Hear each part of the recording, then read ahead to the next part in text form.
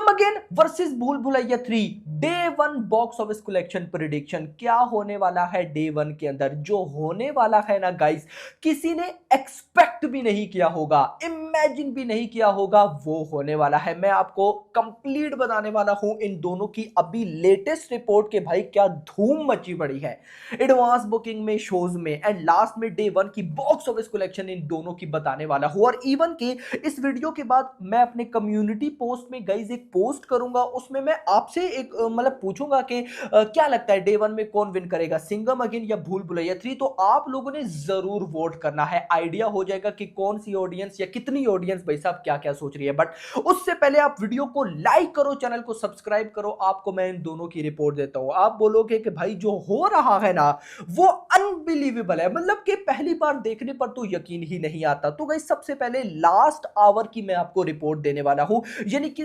11 से 12 बजे तक इस एक घंटे में सिंघम अगेन ने बुक माई शो के ऊपर 12,500 टिकट सोल्ड आउट किए हैं, 12.5 थाउजेंड। वहीं पर अगर मैं भूल भुलैया 3 पे आऊं, 15,000 टिकट सोल्ड आउट किए हैं भाई।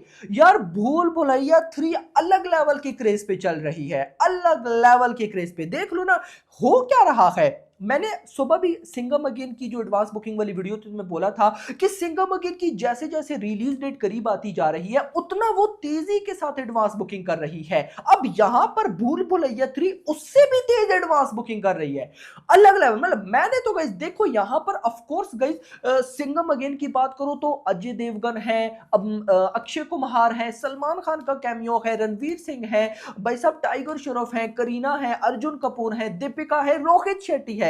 यहां पर ओनली कार्तिक आर्यन मेरा भाई, विद्या बालन मैंने कल भी बोला था, विद्या बालन या आप ले लो माधुरी भाई, सेकंड सेंचुरीज के वो स्टार्स थे, अभी तो आजकल नहीं भाई, लेकिन यहाँ पे एक ही स्टार है।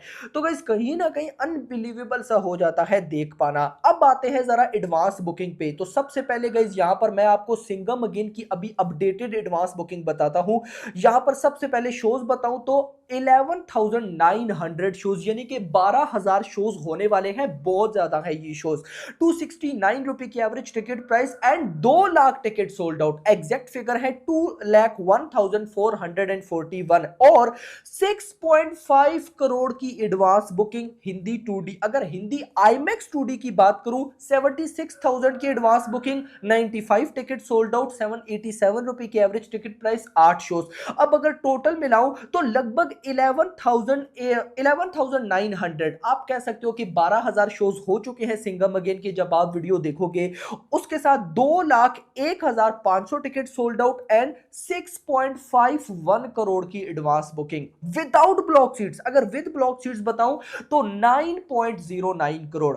खैर विद ब्लॉक सीट्स को साइड पे रखो, विदाउट ब्लॉक सीट यानी कि जिन्होंने घर में बैठ के ऑनलाइन बुकिंग की है तो वो 6.5 करोड़। अब आओ जरा भूल भुलैया 3 पे। भूल भुलैया 3 की अपडेटेड क्या चल रही है। सबसे पहले शोज 8,800 यानी कि 9,000 आप बोल सकते हो, 9,000 शोज भूल भुलैया 3 के और 12,000 शोज सिंघम 3 की, यानी कि सिंघम 3 के पास लगभग 3,000 शोज की लीड है। बट उसके बाद भी भाई साहब भूल भुलैया 3 9,000 शोज के बाद 266 रुपए की average ticket price, 2.5 lakh ticket से sold out, 2,50,000 ticket sold out and मैं अगर आपको बताऊं 8.02 करोड़ की एडवांस बुकिंग। यार मतलब 1.5 करोड़ की लीड पर है सिंघम भूल भुलैया 3। भाई देखो ना, हम उल्टा सोच रहे थे। हम क्या सोच रहे थे कि सिंघम अगेन एडवांस बुकिंग में फाड़ देगी, भूल भुलैया 3 को क्लैश नहीं करना चाहिए था, ये हो गया वो हो गया। यहां पर फिलहाल उल्टा चल रहा है मेरा भाई, कमाल। खैर 8 करोड़ की advance booking without block seats, अगर विद ब्लॉक सीट्स बताऊं तो 10.12 करोड़।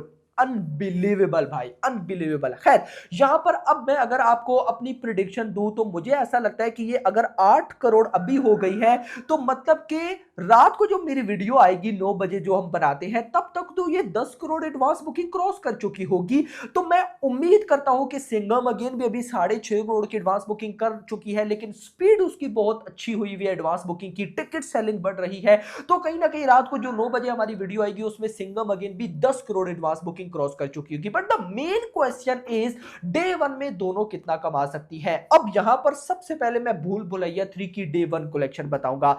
अब देखो यहां पर ना एक बात आप नोट करना, यहां पर जो भूल भुलैया 3 है उसकी जो विदाउट मतलब कि जो घर में बैठ के जिन्होंने टिकट बाई की है विदाउट ब्लॉक सीट्स, वो स्पीड तेज है, विद ब्लॉक सीट्स की स्पीड कम है।